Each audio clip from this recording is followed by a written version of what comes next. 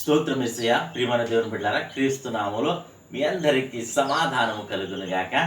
ఆమేన్. ప్రతి దినము దేవుని వాగ్దానం అని ఆత్మీయ చక్కటి కార్యక్రమంలో మిమ్మల్ని ప్రేమపూర్వకంగా ఆహ్వానిస్తున్న దేవుని బిడ్డలారా, ఎలా ఉన్నారు? బాగున్నారా? ఉదయాన్నే లేచారా? ప్రార్థన చేసుకున్నారా? వాక్యాన్ని కాసేపైనా మీరు చదువుకున్నారా? దేవుడు ఈ దినం గడిచిన నెలంతా కూడా కాచి కాపాడి మరొక నెల అంటే 7 నెలలు కాచి కాపాడి ఈ దినము 8 నెలలు కాచి కాపాడి ఈ 9వ మాసము అనగా సెప్టెంబర్ మాసాన్ని దేవుడు మనకు బహుమానం కింద ఇచ్చాడు. అలాగే ఈ దినము విశ్రాంతి దినం, మొదటి విశ్రాంతి దినం. ప్రభు బల ప్రతి ఒక్కరూ గుర్తించుకోండి. దేవుడు మరి నిన్ను ఎంతగానో ప్రేమిస్తున్నాడు కనుక ఇంకను మరొక నెల బహుమానం కింద ఇచ్చి మరొక్కసారి ప్రభు బలలో మరి నువ్వు చేయి వేయడానికి కృప చూపిస్తున్నాడు. తద్వారా నిన్ను నువ్వు సిద్ధపరచుకోవడానికి, నిన్ను నువ్వు మార్చుకోవడానికి, నిన్ను నువ్వు సరి చేసుకోవడానికి, ఆయన రాకడకు సిద్ధపడడానికి మరి ప్రభు కృప చూపిస్తున్నాడు. ఎందుకంటే మా దేవుని యొక్క రాకడ, మానవుని యొక్క పోకడ ఎప్పుడో ఎవరికీ తెలియదు కనుక ప్రియమైన దేవుని బిడ్డలారా, ప్రతి ఒక్కరూను దేవునికి ఇష్టలుగా దేవునితో విశ్రాంతి దినాలను ఆచరిస్తూ ఆయన కట్టడల విధులను అనుసరించి ముందుకు కొనసాగాలని మీకు నేను తెలియచేస్తూ ప్రతి దినము దేవుని వాగ్దానం ఆత్మీయ చక్కటి కార్యక్రమంలో వాగ్దానం చదువుతున్నాను. కీర్తన ఈ నిర్గమాకాండము 20వ అధ్యాయం 8వ వచనం. విశ్రాంతి దినమును పరిశుద్ధముగా ఆచరించుటకు జ్ఞాపకం ఉంచుకొనుము.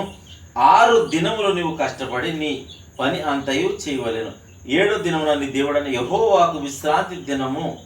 దానిలో నీవైనను, నీ కుమారుని కుమార్తె, నీ దాసుడైనను, నీ దాసి అయినను, నీ పశువైనను, నీ ఇండ్లలో నున్న పరదేశీ అయినను ఏమీ చేయకూడదు.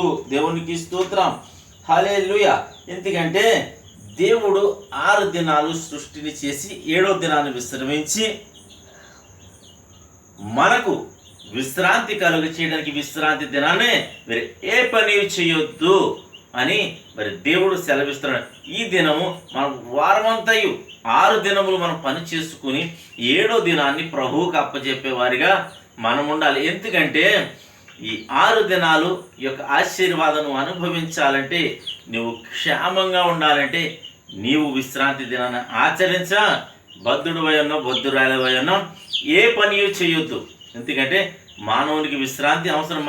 ఎందుకంటే ఆ దినాల్లో 900 సంవత్సరాలు 800 సంవత్సరాలు బ్రతికేవారు. అలాగలాగా 120 సంవత్సరాలకి మరి కుదించబడ్డది. ఇంకా దేవుడు కుదించుతూ మరి 70 సంవత్సరాలు 80 సంవత్సరాలు. కానీ ఈ 80 సంవత్సరాలు కూడా మనం బ్రతకలేకపోతున్నామంటే దానికి కారణం విశ్రాంతి దినాన్ని ఆచరించలేకపోతుంది. ఎందుకంటే 6 దినాలు నువ్వు ఎప్పుడైతే కష్టపడి 7వ దినాన్ని శరీరానికి, నీకు, నీ మొత్తం కలిగిన సమస్తానికి నీవు ఒకవేళ విశ్రాంతి నీ కలిగితే నీ ఆయుష్ మరి దేవుడు చెప్పినట్లుగా 70 సంవత్సరాలు, అలాగే 80 అధిక బలము, మరి బలం ఉంటే 80 సంవత్సరాలు నీ కూడా ప్రభు సెలవిస్తున్నాడు కనుక మరి తగినంత మటు నువ్వు కష్టపడి 7వ దినాన్ని నువ్వు విశ్రమించి దేవునికి ఇష్టడుగా దేవునితో మరి జీవించాలి. అలాగే భూమి మీద నీకు ఇచ్చిన ఆయుష్ను కూడా మనము అనుభవించాలంటే కూడా మరి 6 దినములు కష్టపడి 7వ దినాన్ని విశ్రమించినప్పుడు మనము మరి దేవుడు నియమించిన సంవత్సరముల వరకు మనం జీవిస్తామని తెలియజేస్తూ, అలాగే దేవుని ఆజ్ఞలో నెరవేర్చిన వారు అవుతాం. అలాగే దేవుని ఆశీర్వాదాలు కూడా పొందుకునే వారిగా ఉంటాం. మన బాధ అంతయు, మన శ్రమ అంతయు దేవునికి చెప్పుకునే వారిగా కూడా ఉంటామని తెలియజేస్తూ దేవుడి మాటలు దీవించును గాక. ఆమెను ప్రార్థన చేసుకుందాం. స్తోత్రము తండ్రి, వందనాలు యేసయ్యా. ప్రతి దినము దేవుని వాగ్దానం అని ఆత్మీయ చక్కటి కార్యక్రమంలో తండ్రి మీరు ఇస్తున్న వాగ్దానమును బట్టి నీకు వందనాలు, స్తోత్రాలు. ఏమిచ్చినా నీ రుణం తీర్చడం. మీరు ఇస్తున్న వాగ్దానం విశ్రాంతి దినాన్ని పరిశుద్ధంగా ఆచరించడానికి జ్ఞాపకం జ్ఞాపకించకుండా ప్రభా, నీ బిడ్డలో ఎంతమంది అయితే ప్రార్థనలు ఇస్తున్నారు వారందరి జీవితాల్లో ఈ వాగ్దానం నెరవేర్చి ప్రతి ఒక్కరూ విశ్రాంతి దినం యొక్క ఆశీర్వాదాలు పొందుకొని నేను స్తుతించలాగిన సహాయం చేయమని, రోగులుంటే స్వస్థపరచమని, యవనస్తులకు చక్కటి సంబంధాలు అనుగ్రహించమని, గర్భఫలం గర్భఫలాలు దయచేయమని, అలాగే ప్రభా ఉద్యోగాలు లేని బిడ్డలకు ఉద్యోగాలు, పనులు లేని బిడ్డలకు పనులు కల్పించమని, నాయన చంటి బిడ్డలు వృద్ధుల వరకు అనేకమైన వ్యాధులకు బారిన పడతా ఉన్నారు నాయన.